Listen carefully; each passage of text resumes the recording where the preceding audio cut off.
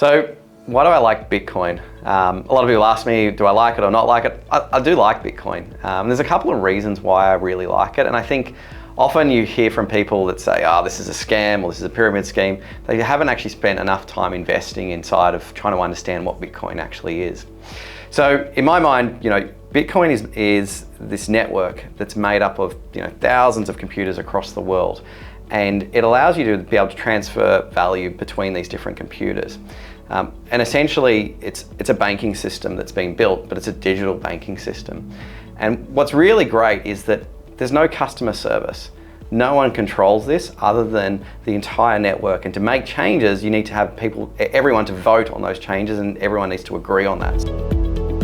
This banking system that is in the digital form that allows you to move money from one place to the other place across the world and do that in a matter of minutes.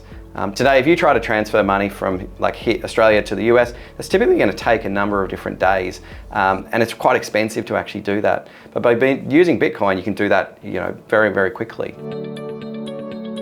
The other thing I really like about Bitcoin is it's a store of value. And now Bitcoin today, goes up and down, and so you could probably argue that it's not a store of value. But you can take that money, you can put it in and buy it into a Bitcoin, and you can remove it off the exchange.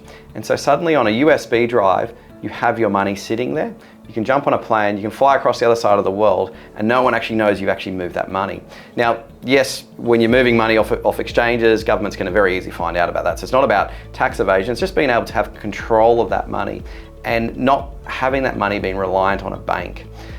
Banks can and have in the past have actually blown up. And people have lost lots of money, and particularly when they've got large amounts of wealth. Whereas if you're running it on Bitcoin, you're in complete control of that money and you become your own bank. Something I only realized when I actually went through the process of buying the Bitcoin and then transferring it onto a USB, did I actually realize the power of what's been built there. So it's going to be interesting to see what happens in the future, how governments legislate Bitcoin. Will this become a currency in the future? All those things are not known. The thing is I do know is that in the digital world, which is where the world is moving towards, very much, online ordering and, people using digital products, there's going to need to be some sort of currency and in the future, and that could be Bitcoin, and the Bitcoin could be the one, or it could be Ethereum, or it could be many of the other coins. And so from my view, what I think about it is, well, I'm going to buy some, I'm going to own it, and I don't want to miss out in the case that this becomes a real currency, and the value of this could become substantially more in the future.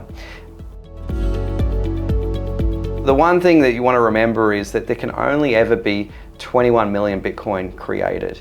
And so you've got a limited supply of coins that are there. Whereas in today's world, when governments decide that they need more money, they print more money and create more coins, essentially. And so this devalues everyone's currency, and everyone's currency gets, they lose money essentially by governments being able to print large amounts of money.